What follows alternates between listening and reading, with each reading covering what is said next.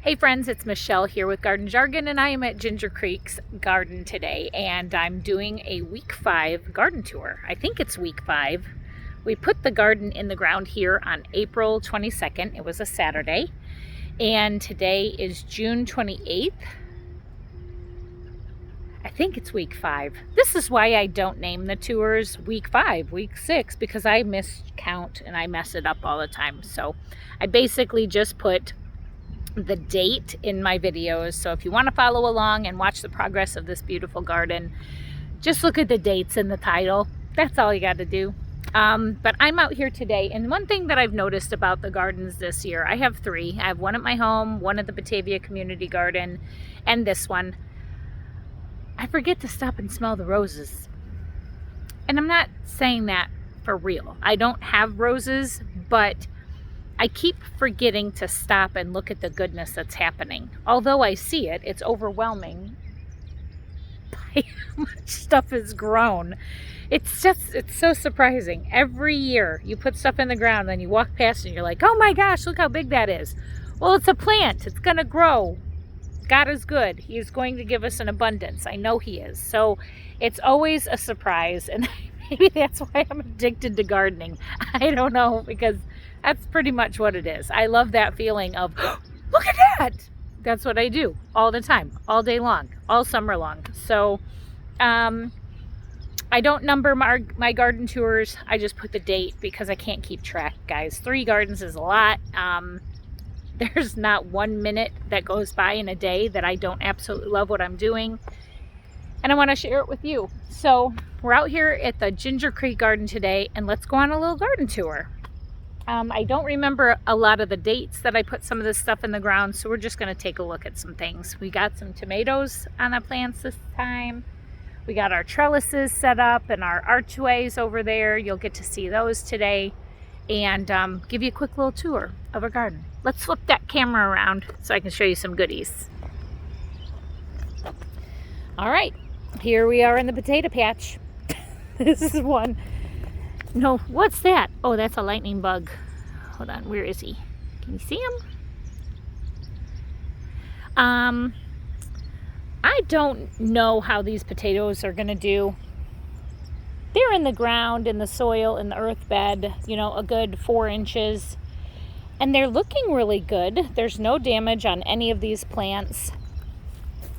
So I don't know how they're doing under the ground down there. We did a really heavy mulch on top of them, and then this bed actually went in about a week earlier than this bed along the edge here. But apparently they flower, these beautiful flowers on top of the potatoes. Isn't that pretty? And then once the flowers die off, the plants tip over, and that's when you can harvest. Potatoes are usually an 80 to 100 day variety. And again, I don't know when I put those in the ground. I do have a video on it on my YouTube channel. Yesterday we were out here with community service workers, and they helped us construct these archways with the PVC pipe, the T-post, and the fencing. We wanted to get them in the ground so that this vining variety of squash will grow up. Oh, maybe this is a melon. Nope, that's a butternut squash. So that will be trellised all the way up these arches and over. I don't know how big or bushy those get because I've never grown a butternut squash. We have some empty space right here. I'm going to bring back some tomatoes probably. We plugged in some marigolds down there. I have some Malabar spinach in here. I guess it's really pretty to grow. We have a trellis here that we did not remove, so I'm just going to leave that and let it grow up the trellis. Obviously chards and cabbages and broccolis don't need trellising, but I didn't get enough time to move this trellis. There's another Malabar spinach that's making his way up the trellis. These chards look really good. Not a lot of pest damage. The broccolis, on the other hand, look at those. Lots of little holes. I'm leaving them. I don't care if they have holes in them. They're riddled. Maybe the little wormies will stay over here on the broccoli. I don't know. This one's already going to seed. And then there's another Malabar spinach climbing up that one. These are some cauliflowers at this end. Bed number 5, we have a bunch of peppers. We lost a pepper. This guy, he snapped over. Lots of peppers in here. And then we have cabbages. Oh my gosh. Look at that. It's a little cabbage. Oh my gosh. We're growing cabbage, guys. So that's a cabbage apparently. That's pretty firm in there. These are red cabbages. Obviously these are too close to harvest any big plant. I mean, you need a 2x2 space for cabbages, and we just kind of plugged them in here because I had them, which is fine. We have another archway trellis here that is going to grow this butternut squash. We have 3 plugged in down there, and they'll grow up and over this trellis. These trellises are about 6 feet tall. I think this one's a melon, nutmeg melon. So those melons will grow up and over this trellis. We just used welded fencing and zip tied it to the PVC pipe, and we're gonna have some cute little archways here. I got a bunch of empty space here. I just plugged in a couple zinnias here that were growing in a cluster. More peppers. We just put some sticks around those peppers to give them a little support. These are some peppers right here. We got those from Charity Blooms. The peas, they're done with. We can been snacking on these. They're starting to peter out, obviously you can see. So we're just gonna leave them on the vines so that they can turn brown in the pods, so I can use the seeds again here in the next couple weeks. More peppers down there. There's our ring gauge. What we get? Not a thing. Bone dry. That's crazy. Little bit of rain, obviously everything's wet. More peppers down here. Got some big zinnias growing. These are zinnias. That's a zinnia. It's got a little bud in there. Zinnia. And then obviously we have these 2 huge rows with peppers all the way down. Getting little baby peppers on certain plants. And then that row, sorry, I'm munching on a pea. That's a bunch of flowers we plugged in. And then a bunch of peppers down that row. And then our cucumber row, which is right over there. And we plugged in some basil in front of the cucumbers. Over here's our onion patch. It's going pretty slow over here, but I'm not going to argue with it. Flower patch right over here. Real pretty borage flower.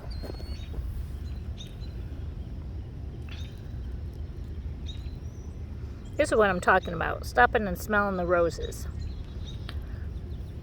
I think that this is a calendula. Party time calendula, maybe. I noticed these, they open and then they close with the daytime and the nighttime. They open and close. Here's another arch trellis with some type of big vining crop thing down here. Where's the tag? I am not very organized. That's a yellow patty pan squash. So hopefully that's one that grows up and over a trellis. I don't know, because I've never grown patty pans before, so we'll see what happens. We have this arch trellis, 2, 3, 4, 1, 2, 3, 4, 5. The 6th one down there by the pool, we are missing 2 T-posts, so I got to bring those back. But we finally installed our cattle panel trellises this weekend. Don't mind that this is all wonky. It's still going to support these tomatoes. These are heavy. These trellises are about 30 pounds each, and they are very hard to move around. They're kind of warped because we had to bend them to get them in the truck, but it's okay. We zip tied them and they're nice and supportive for our tomatoes. So we have 5 of them up here. We have trimmed up our tomatoes. As you see, we have lots of tomatoes. They're all over our plants, which is not a surprise. We should not be surprised because we are praying over our garden daily, and it's going to bring us lots of harvest for our community. Look how big that is. That's awesome. We have tons of blooms on our plants, so that means it's going to give us lots of fruit. Another thing that we do take care of is the pruning of our plants. We make sure that we prune them properly so that all the energy and the focus goes to the bloom production so that we can get some beautiful tomatoes. Those are some big ones down there too. We have 2 rows of determinate variety tomatoes and 3 rows of indeterminate varieties. This row right here is a determinate variety. These are Bush Goliath and then Romas. This is like San Marzanos and Romas. We do have signs for all of our varieties of tomatoes. See, like this one is Paul Robeson, but we have signs that Tina and her daughter made that we're gonna hang right on the panel so that we can like look straight up from the tomato and know what tomato variety that is. Let's take a look over here at the squash. Thank goodness it didn't rain a whole heck of a lot because I have sprinkled some powder down on the base of our squash to fend off any of the fly wasp thing that likes to lay eggs on the base of our squash and present us with a lovely vine borer. We don't want any of those this year. We are getting tons of baby squash and flowers. We had put these stakes in, these little T-posts, to give these a little bit of support. That is what our goal is to keep them up off the ground a little bit more. But look at little squashes. This plant is looking nice and healthy. All staked up. I don't like playing with squash because they make my arms itchy. But this whole row here is about up to my hip in height. You can see this row. I've also thinned them out, those leaves, to let the bees see that the flowers are in there. This is just a little flower patch. We have some borage in there, zinnias, I think a calendula or a gazania. Accidentally, we planted a cucumber in here, thinking it was a squash. It was not a squash. It was a cucumber. So it's in here, and it's thriving. And these are zucchini. Up this whole entire row here, it's zucchini. So let's take a peek.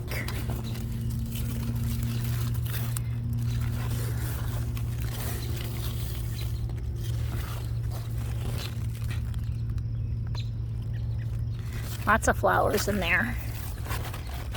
Here's another cucumber that I thought was a squash. We just left it, put a tomato cage there. And a big old thing. Zucchini in there.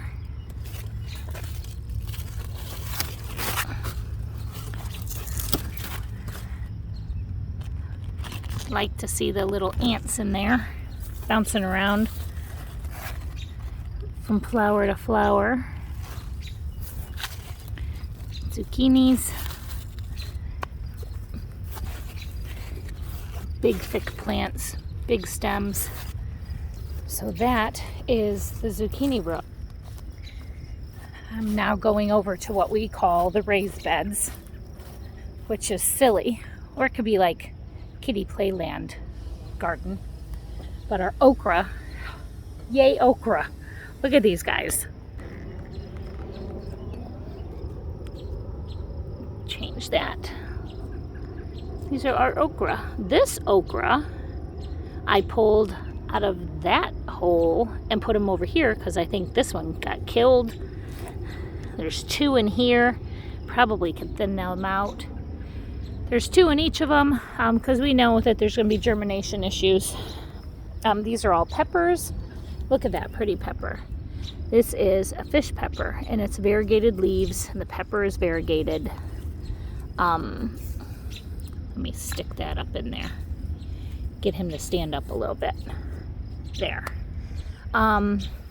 We put these peppers in these buckets over here because this ground right here gets a lot of the water runoff from the church.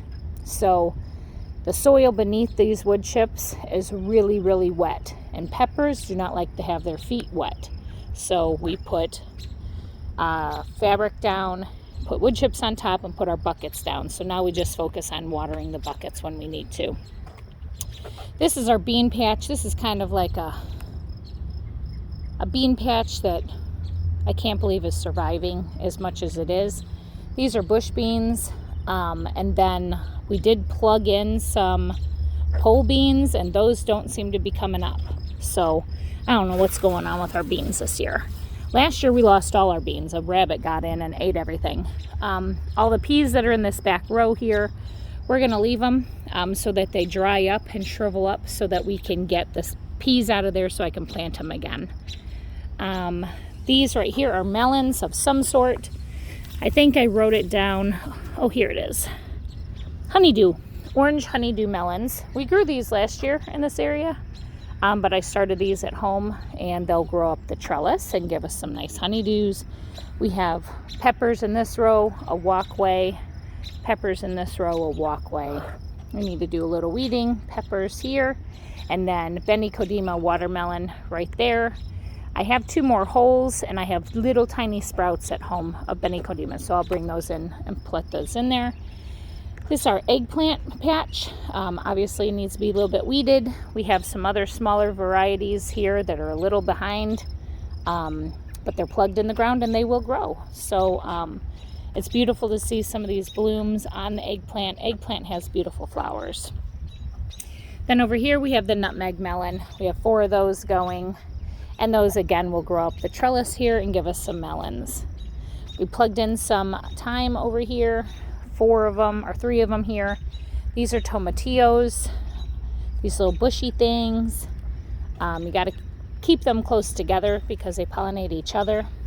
And then we have some empty space here. We're going to come bring some stuff out and plug it in over here. And then we obviously have some more okra right there. So a lot is growing out here at the Ginger Creek Garden. And that's one of the things, and I forget to stop and smell the roses. And in terms of that, I mean, I'm always working, like focusing on keeping stuff pruned up, weeded, constructing the arches, getting the cattle panels here. Like, I'm more of a manager, and I'm not really focusing on coming out here and enjoying the beauty that the Lord is bringing us, because we are praying about it. The church is praying about it. We just need to appreciate the little things that are coming with our garden, and give praise to Him, because all things are possible through Him. And we are grateful for the rain. I'm grateful for this cloudy day, because it makes working in the garden so much more enjoyable when you're not melting and cremating. So I always see that as a sign from God when the weather's like this, to not sit inside and be lazy, but to take advantage of the opportunity where you're not melting in the garden. And then on the next extremely hot day, I can be lazy inside. He gives rest to the weary, and I get weary. I'll tell you that right now. So thanks for watching, guys, watching the channel, following along with what we have going on in all these gardens. We do appreciate your prayers and your support. Please make comments below if you have any, or if you have any questions. You can find me on my Facebook page, Garden Jargon. And I hope to see you guys in the next video. Thank you, guys. Take care and God bless.